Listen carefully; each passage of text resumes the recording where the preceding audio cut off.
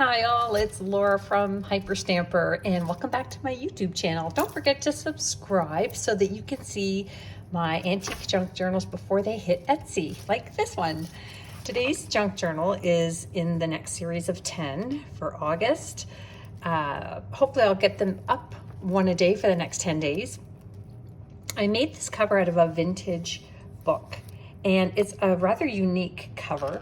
I've used an antique doily on the front and down the spine here with some vintage chain.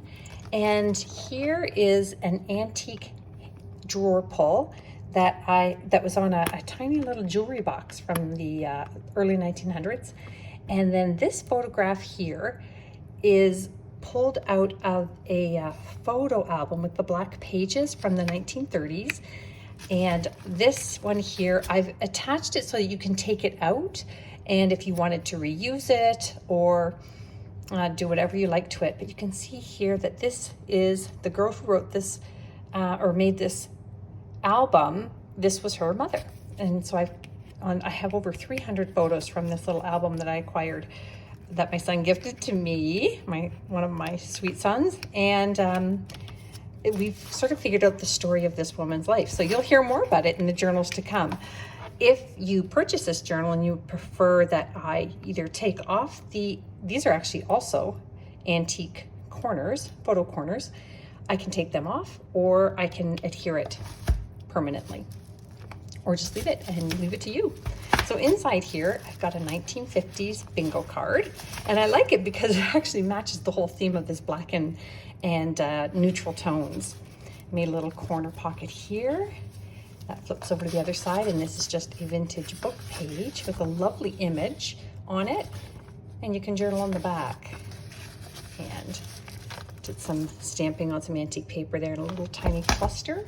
These are the original pages of this book, The Rise of Anthropological Theory, and this vintage book is from 69, so it's not terribly old, but it's still vintage. And we have this pretty little wildflower card from a wildflower book from England, also a vintage book. I did tea dye it, and I made the pocket here out of an antique book page. And back here is just another great page from the Peabody Pew from the early 1900s, I believe 1905. So you can journal on that one as well. And that's all mounted on top of this 1937, I'll show you down here, 1937 music sheet. Isn't that fun? Love it. And lots of space here for you to paint or collage on, add your own ephemera. Same with here.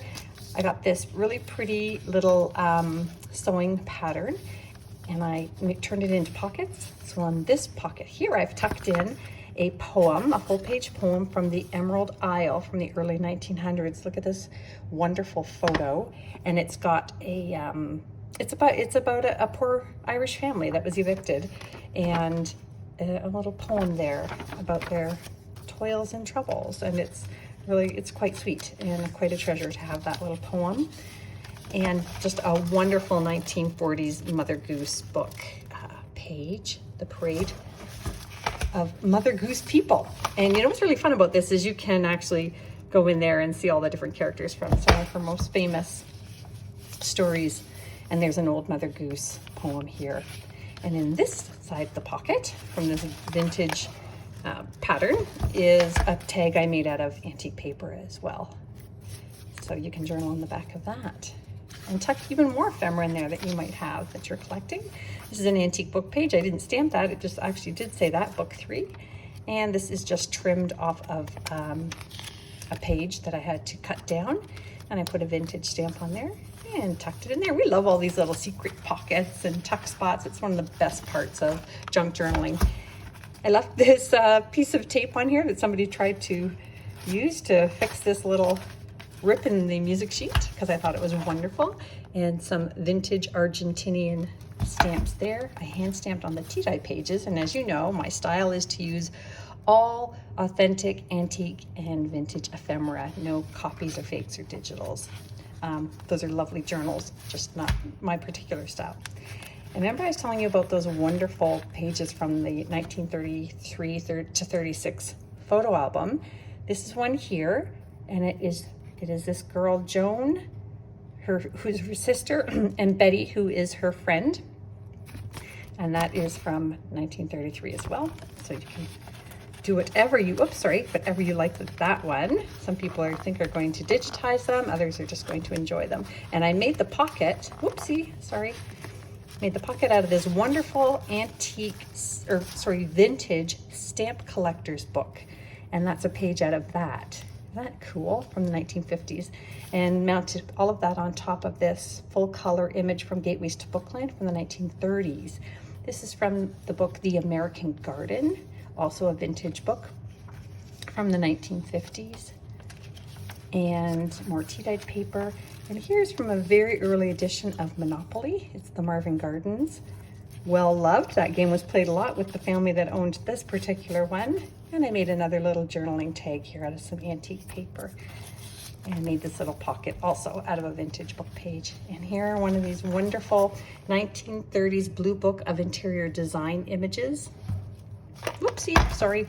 And I love it because you would never know that was from the 1930s. It looks more like the 1950s. So this was extremely modern, forward-thinking design book from 1930.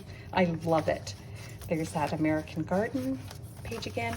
And look at this beautiful vintage postcard from, antique, from 1927, going to Mrs. Charles Raymond in Michigan. And it is written from Florida. Isn't that lovely?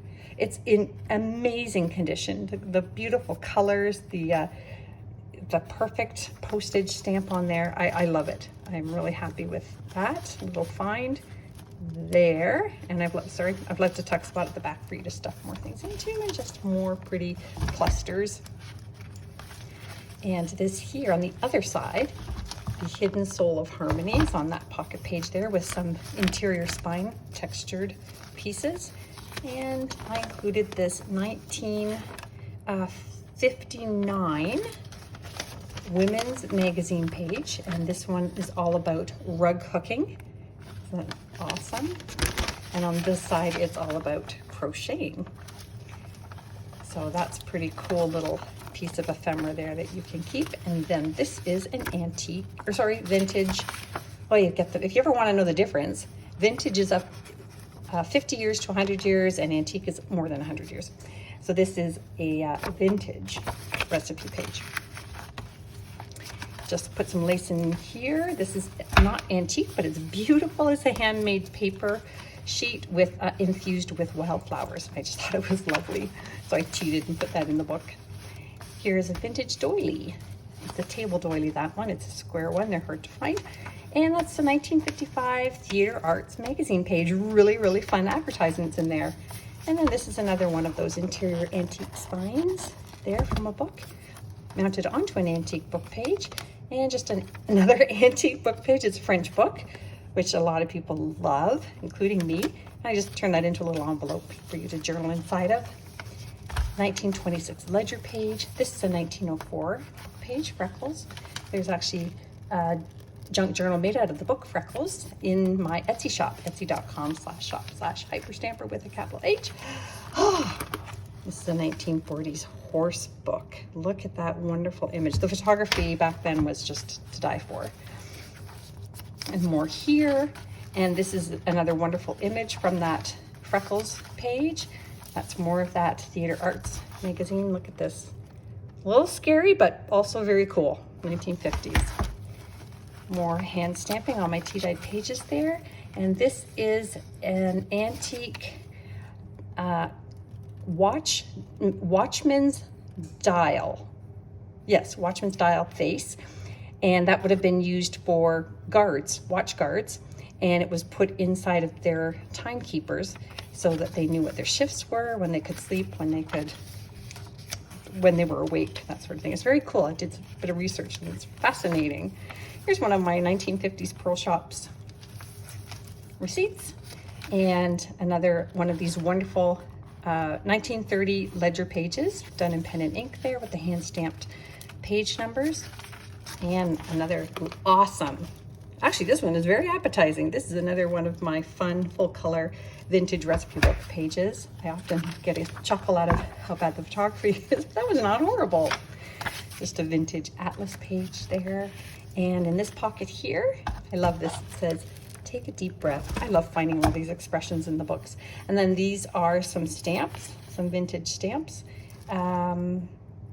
that are tucked into the pocket there. And that brings us to the end. So I hope you love this book as much as I do. If you ever have any special requests that you want included in your book at purchase, just send me a note in Etsy Conversation or at checkout. And I will see you all very soon.